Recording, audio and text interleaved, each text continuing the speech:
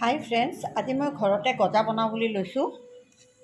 আপোনালোককো দেখুৱাই দিওঁ। তাৰ বাবে মই ইয়াতে এটা কাপেদি 2 কাপ ময়দা ল'ম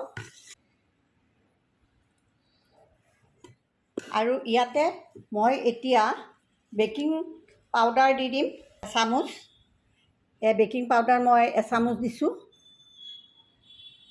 আৰু অলপমান নিমখ দিছোঁ।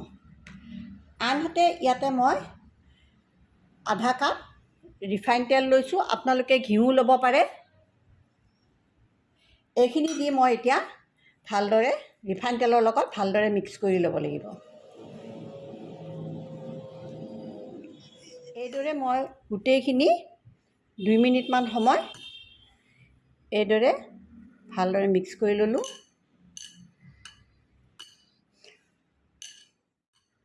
এইখিনি সনা যোৱাৰ পাছত ইয়াতে এতিয়া মই অলপ পানী লৈছোঁ, আধা কাপ পানী লৈছোঁ এই কাপটো দি, আৰু অলপ অলপকৈ এইখিনি মিক্স কৰিম। এইখিনি বহুত বেছি ঢিলাও হ'ব নালাগে আৰু বহু বেছি টানো হ'ব নালাগে।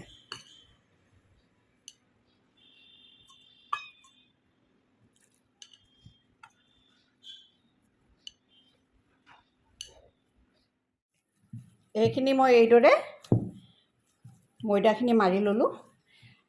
ঠিক এইটো পজিশ্যনত ৰাখিব, একেবাৰে মিহি কৰিব নালাগে। এতিয়া এইখিনি মই এইদৰে প্ৰায় 10 মিনিট সময় ঢাকি থৈ দিম। এতিয়া মই এটা কেৰাহী বহাই দিছোঁ। ইয়াতে মই এতিয়া চুগাৰ চিৰাপখিনি বনাব লাগিব। তাৰ বাবে মই ইয়াতে 2 কাপ চেনি লৈছোঁ। আপোনালোকে চেনিৰ পৰিমাণ অলপ মিঠা কম খাই যদি কমাই দিব পাৰে। আৰু মই ইয়াতে 1 কাপ পানী দিছোঁ। চেনি যিমান দিয়ে তাৰে আধাখিনি দিব লাগে পানী। এইখিনি মই অলপমান সময় গলিবলৈকে দিব লাগিব। আৰু ইয়াতে মই 3টা ইলাচি থেতেলিয়াই দি দিছোঁ। মোৰ এতিয়া এই চুগাৰ চিৰাপখিনি মোৰ হৈ গ'ল। বেছি গোটা হ'ব নালাগে। মই এতিয়া গেছটো ইয়াতে অফ কৰি দিছোঁ। এইখিনি মই এতিয়া থোৱা 10 মিনিট সময় পাৰ হৈ গ'ল। এইখিনি এতিয়া মই ইয়াতে লৈ ল'লোঁ আৰু অলপ এইদৰে মিক্স কৰি লৈ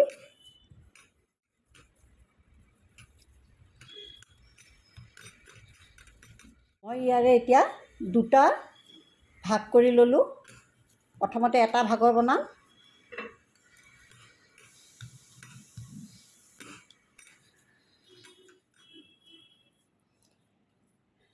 এতিয়া অলপ সময় এইদৰে দীঘলে স্কুৱেৰ টাইপত আপোনালোকে বেলি ল'ব পাৰে।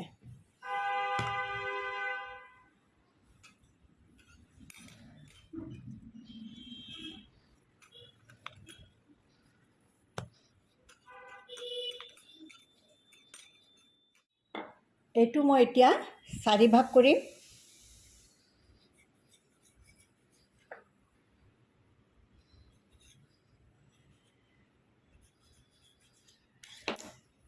তৰপকেইটাৰ ওপৰত বাকীকেইটাও উঠাই দিব লাগে।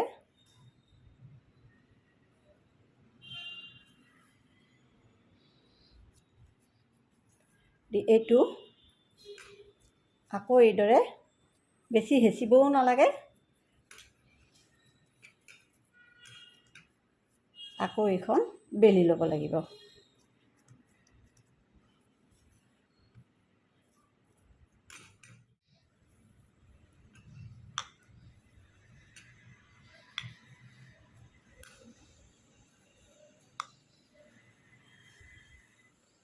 বহুত পাতল কৰি বেলিব নালাগে, অলপ মোটা কৰি ৰাখিব।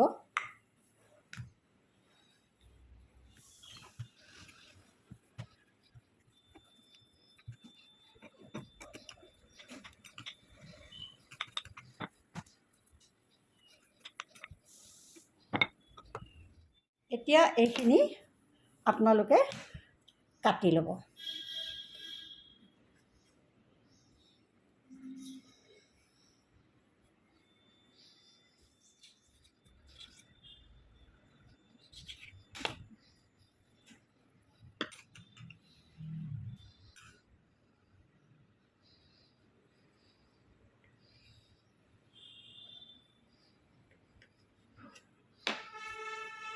এয়া এইদৰে ইমানমান মোটা কৰি ৰাখিলেই হ'ল, কাৰণ ভাজিলে আৰু বেছি ডাঙৰ হৈ যাব।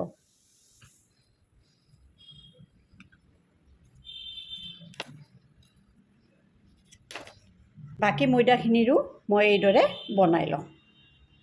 এইদৰে মই ৰেডি কৰি ল'লোঁ। এতিয়া মই এটা কেৰাহী বহাই দিছোঁ, তাতে মই ৰিফাইন তেল গৰম হ'বলৈকে দিম।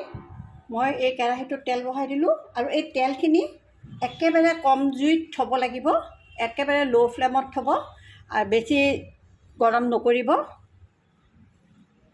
এতিয়া মই গোটেইখিনি বহাই দিম। বহাই দি মই 5 মিনিটমানৰ কাৰণে একেবাৰে নুচোঁ, নিজে নিজে এইকেইটা ওপৰত উঠি আহিব।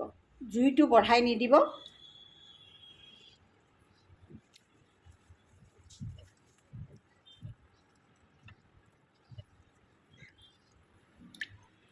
এতিয়া মই একেবাৰে নালাৰোঁ। এইখিনি মই 5 মিনিটমান সময় থৈ দিলোঁ আৰু এতিয়া অলপ ওলোটাব পৰা হৈছে।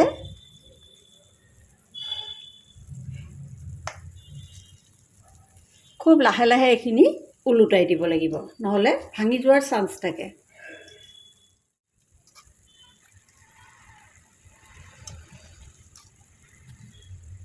এইখিনি মই আটাইখিনি এতিয়া ওলোটাই দিলোঁ। আকৌ মই এইদৰে কম জুইত 5 মিনিট থৈ আকৌ 5 মিনিট এনেকৈ কৰি একেবাৰে ধুনীয়া গল্ডেন কালাৰ এটা আনিব লাগিব।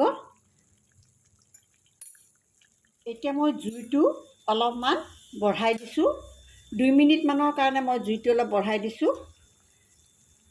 তাৰপাছত আকৌ কমাই দি 5 মিনিটমান সময় ৰাখি ৰঙচুৱা কৰি ল'ম। এইখিনি মোৰ এতিয়া ভজা হৈ গৈছে। মই এতিয়া চেনিৰ ৰসখিনি অলপ গৰম হ'বলৈকে দিছোঁ। এইখিনি গৰম হ'লে অলপ গৰম চেনিৰ ৰসতহে এই গৰম গজাকেইটা দি দিব লাগিব।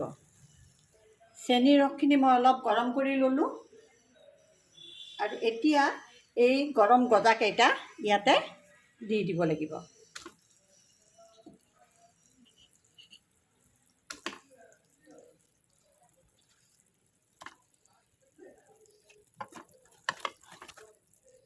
খুব লাহে লাহে দিব লাগে, নহ'লে ভাঙি যায়। মোৰ এটা ভাঙি গ'ল ঢালাৰ লগে লগে। খুব লাহে লাহে দি এইখিনি প্ৰায় 10 মিনিটমান সময় চেনিৰ ৰসত থৈ দিব।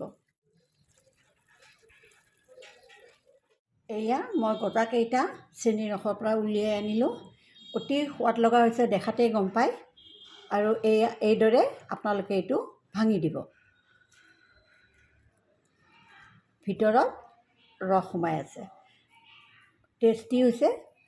আপোনালোকেও এইদৰে বনাই চাব আৰু ভাল লাগিলে মোক লাইক, শ্বেয়াৰ, কমেণ্ট আৰু ছাবস্ক্ৰাইব কৰিব বুলি আশা কৰিলোঁ।